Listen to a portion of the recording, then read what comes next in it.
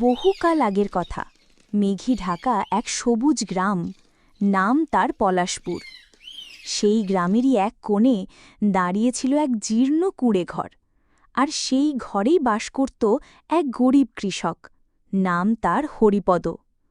সম্বল বলতে ছিল শুধু এক টুকরো পাথুরে জমি আর একজোড়া দুর্বল বলদ, যাদের দিয়ে দিন রাত এক করে সে মাটি চিরে সোনা ফলাবার স্বপ্ন দেখত।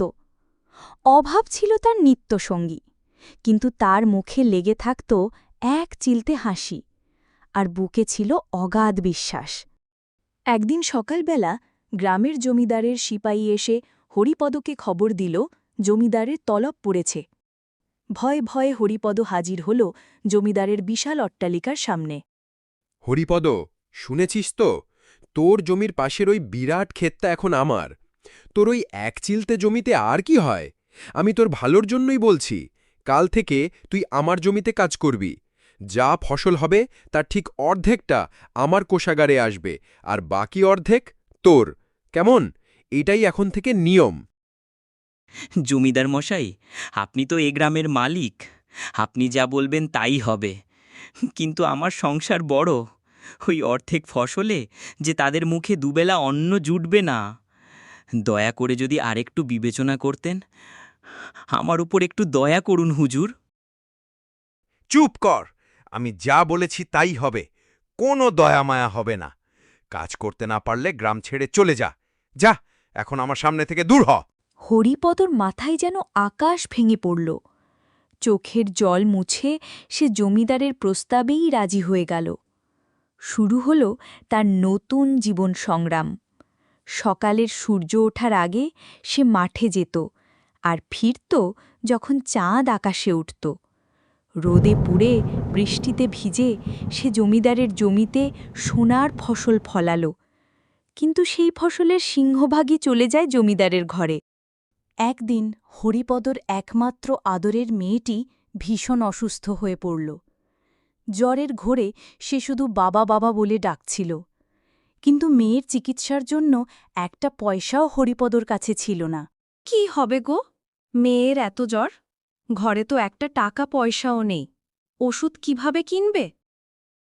আমি যাই, দেখি জমিদার মশায়ের কাছ থেকে কিছু টাকা পয়সা চেয়ে নিয়ে আসি।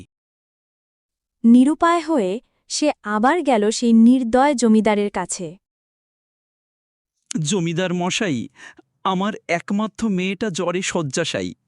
কবিরাজ বলেছে ভালো ওষুধ না পড়লে ওকে বাঁচানো যাবে না। আপনি যদি দয়া করে কিছু টাকা ধার দিতেন, আমি আপনার জমিতে দ্বিগুণ খেটে সব দেনা শোধ করে দেব। একটা পয়সাও বাকি রাখব না। আমার মেয়েটাকে বাঁচান হুজুর। তোর মেয়ের অসুখ করেছে, তাতে আমি কি করব? ধার? শোন হরিপদ, আমার টাকা কি গাছে ফলে?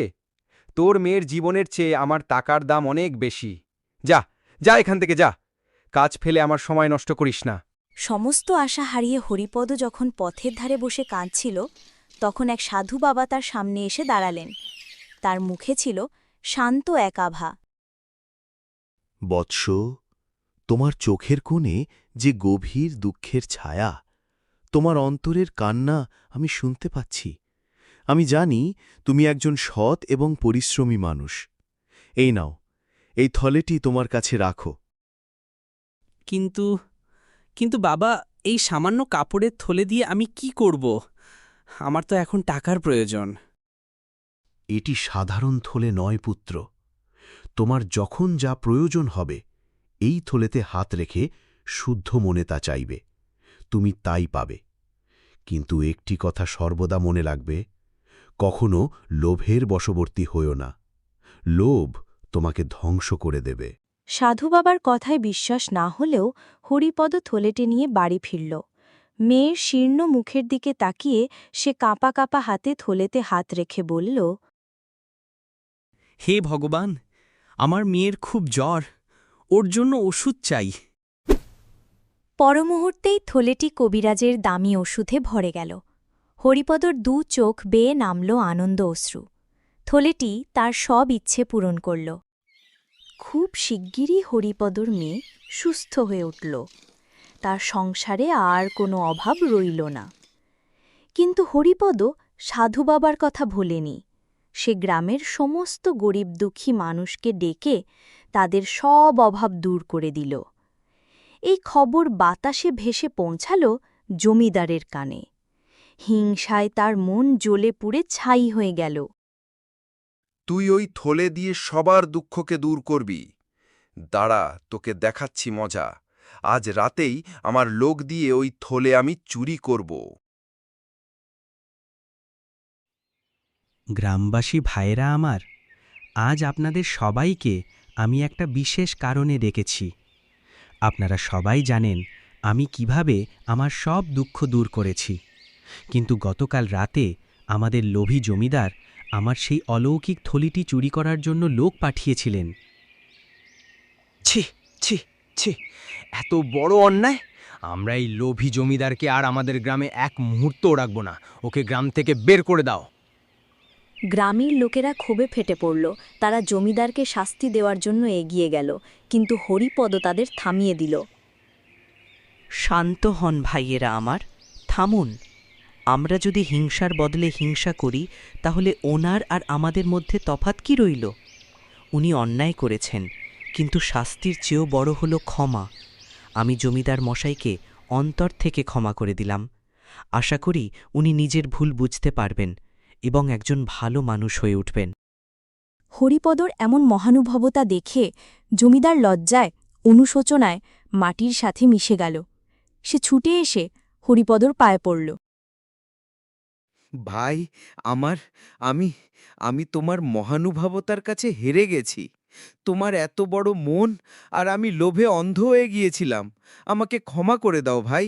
আমি কথা দিচ্ছি, আজ থেকে এই গ্রামের মানুষের সেবাই হবে আমার একমাত্র ধর্ম। সেই দিন থেকে পলাশপুর গ্রামে আর কোনো দুঃখ রইল না। হরিপদ তার সততা আর উদারতা দিয়ে প্রমাণ করে দিল, সম্পদ বা ক্ষমতা নয়, মানুষের সবচেয়ে বড় শক্তি হল তার মন।